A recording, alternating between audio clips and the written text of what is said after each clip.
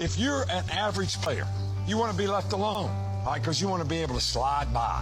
If you're a good player, you want to be coached. If you're a great player, you want the coach to tell you the truth every day. Did I hustle on that play? Did I make the right read? Did I play the guy with the right leverage? You want to know every play. Because you know why?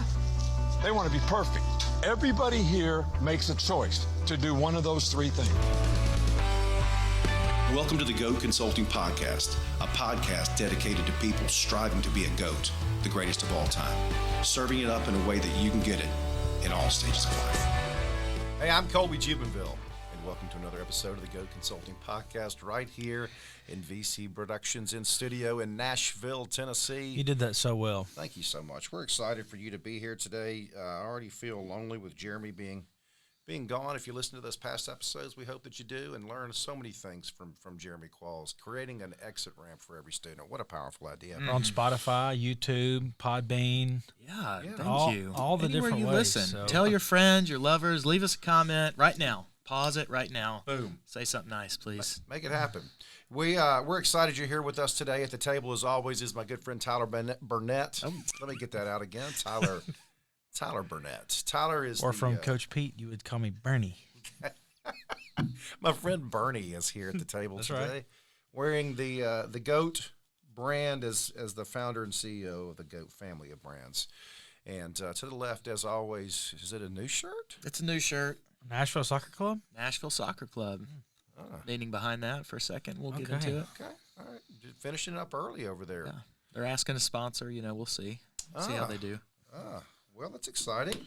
You are the whisperer, and you just started to whisper right there. You are the calming force to our show. And Like a kitty cat. yeah, he is the kitty cat. Not even sure how that. Come on, let's go. We're glad you're here. Happening. We are a quick cast. We're a car ride to work and a car Are ride we? home. I don't know. Well, Jeremy, you get Jeremy Qualls on the call, and it's going to go over. That's just part of it. We love him. Incredible. What great stories. Stories are great vehicles that help explain change. And we're talking about change today. Today, the change is around mastering a difficult task. And that's been the case for any parts of our life or relationships or business. 20s get in the game, 30s move up in the game. You mastered some very difficult tasks in your 30s, didn't you? In our 40s, we move up in the game. In our 50s, we finally say, what is it that I really want? I love it when you say the research says. The research says. That is. It's true. I love that. The research. I'm sorry. I'll make sure I get that right. I don't know why. I just like that extra little tad bit in there. Yeah. Well, somebody taught that to me, and I pass it on to other people. And this came from a quote or a lady that you referenced. Is that right? The Mastering the Difficult Task? Yes. Yes, Susan Harter is her name, who is a GOAT. And since you interrupted me, I will let you know that GOATs in sports are easy to see. Okay. Because they they elevate the play of those around them. But Yes, in business, it's people that compete on unique perspective, unique education, and unique experience. What they do gives them energy. It gives other people energy, creating new levels of challenge and new levels of opportunity. And that is exactly what Susan Harter did in the 1970s with her theory called Competence Motivation Theory. And it's a theory. Say more about that. Yeah, it's a theory that asserts this, that in human beings, once you teach someone how to master one skill, they want to naturally master another. I think the takeaway for business, for life, for relationships is really simple. It starts with asking yourself, what do you want to master, and then building a way to do that. I don't know. I may push back a little bit on old Susie Q. Push back. I might say, oh wow. I might say that, and let me share a GOAT, and then maybe justify my my pushback a bit. So my GOAT, and we're close to coming off the Winter Olympics. There's some controversy around it. Don't send me your hate mail if you're boycotting the Olympics. Plenty of cool stories, and one of them is Shaun White, who is a 35-year-old, 5-time Olympian. So for 20 of his 35 years, he has been in the Olympics. He's a 3-time gold medalist in the halfpipe snowboarding. He holds the world record for the most X Game gold medals and Olympic gold medals by a snowboarder. He started snowboarding at the age of 5. Yeah. I You were proving my point. I was found hiding in a closet when my family couldn't find me for 3 hours with a bushel of bananas.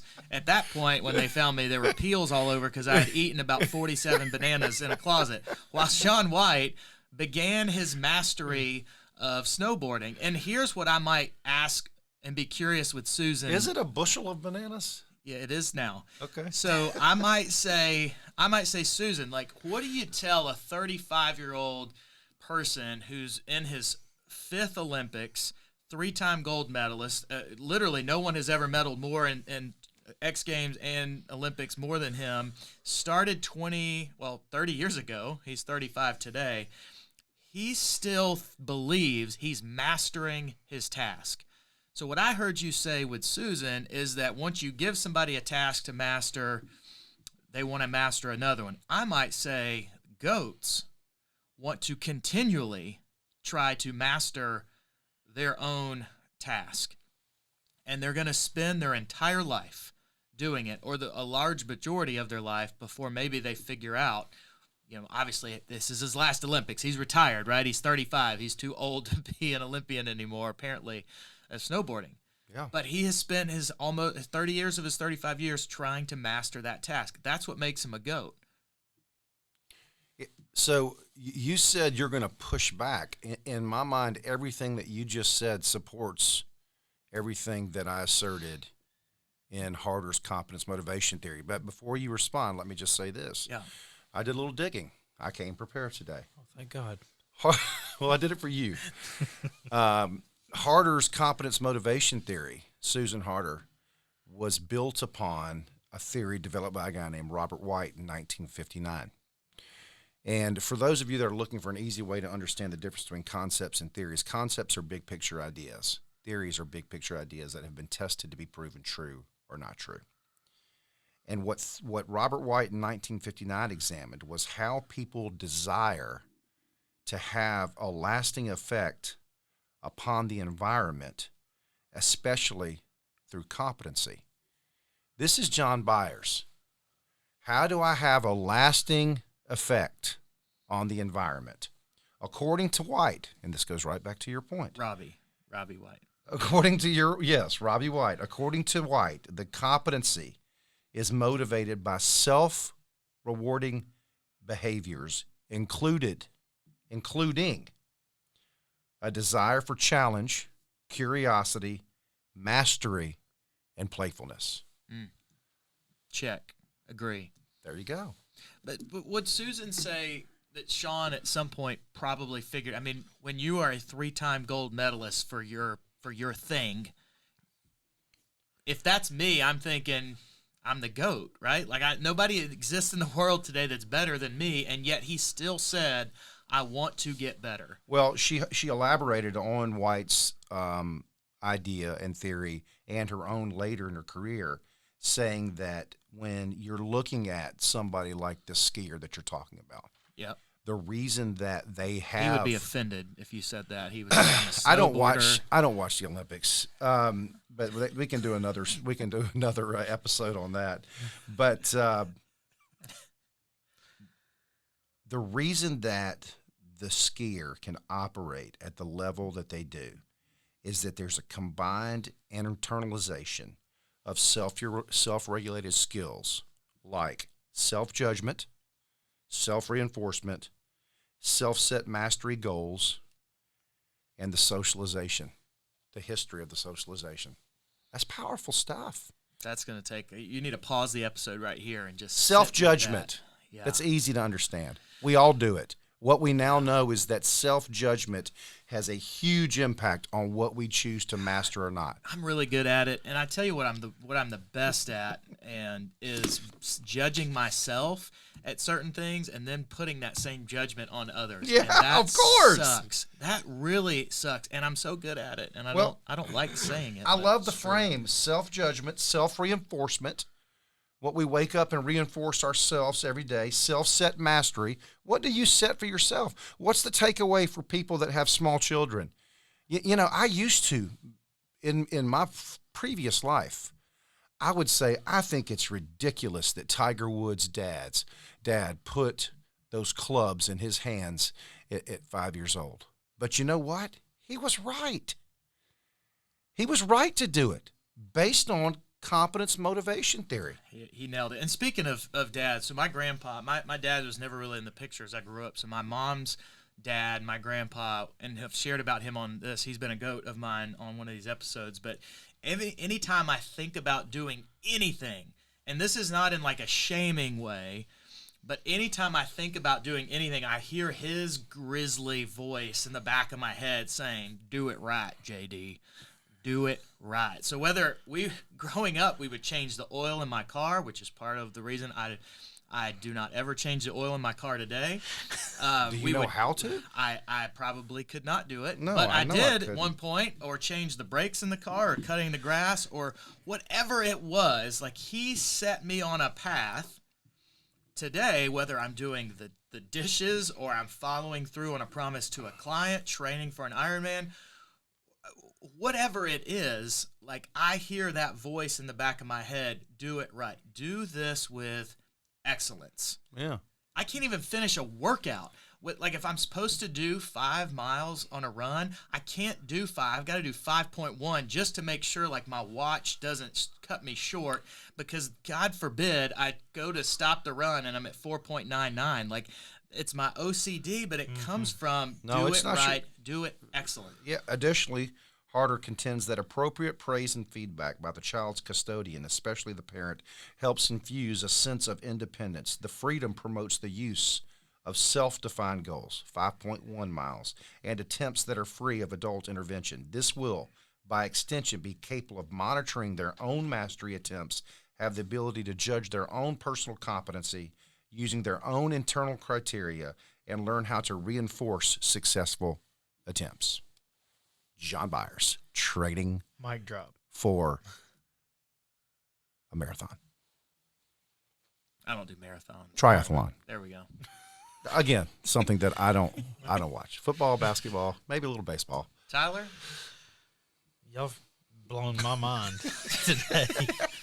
I mean, y'all Well, got there's so no- deep in the roots. You may not want to get deep into this, but one of the things you've shared on a past episode is, and I fully agree, you may not have said this part of it, but I fully think that one of the most difficult things on the planet to do that's outside of our own heads, right? And, outside of relationship connection, those kind of things, is to hit a baseball. And you've said it before. They tell you to, how do you put They it? give you a round ball and a round bat and tell you to hit it square. Yeah. I mean, is there anything in sports more why I difficult quit to that do than silly that? game. You know, obviously there's a lot of arguments, right? Hockey is extremely difficult. Golf Yes. is It's all extremely got its difficult. hard. Yeah, for sure. But you've got to make you've got to make a decision within .002 seconds. But that ball is scientifically, leaving. it's impossible to hit a baseball going 95 miles an hour or more. Yeah. Scientifically impossible.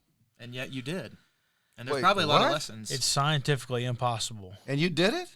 Well, I mean, Are you with us? You know he played baseball before, right? Yeah, he's a legend. I faced several people throwing 100 miles an hour. He's a Lexington legend.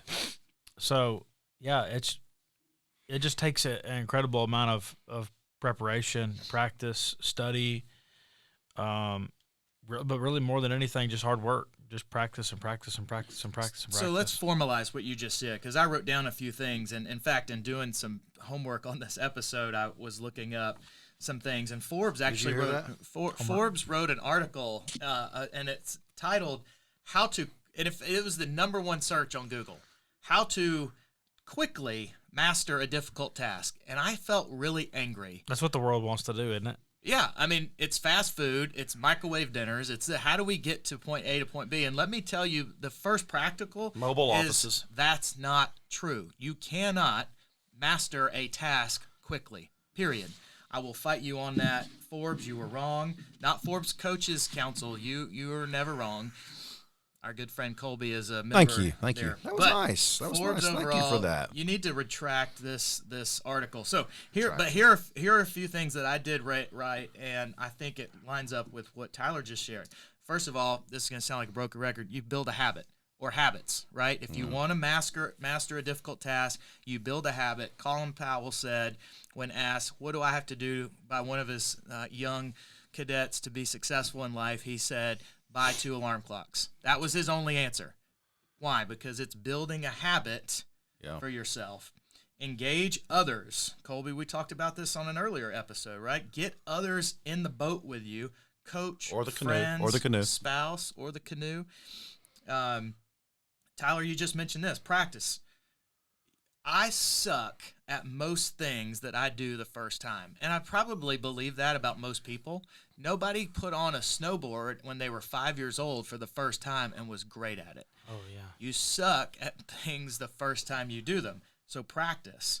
So you've built a habits, engage others, practice, and then I wrote shift perspective. So like failure equals success. There's benefit in being wrong. And I wrote regret as a tool. Use regret as a tool, right? Like Brene Brown said recently, I thought this was great. A life without regret is a life without reflection. Because once you hit 5, this is cognitive. I know we've mentioned the 5-year-old. You eat a lot of bananas. Yes. Once you hit 5, you actually start to develop regrets for the rest of your life. Before 5, you don't. Totally get it, right? I was not sad, regretful, shame, nothing that I was found in the closet that day with a bushel of bananas.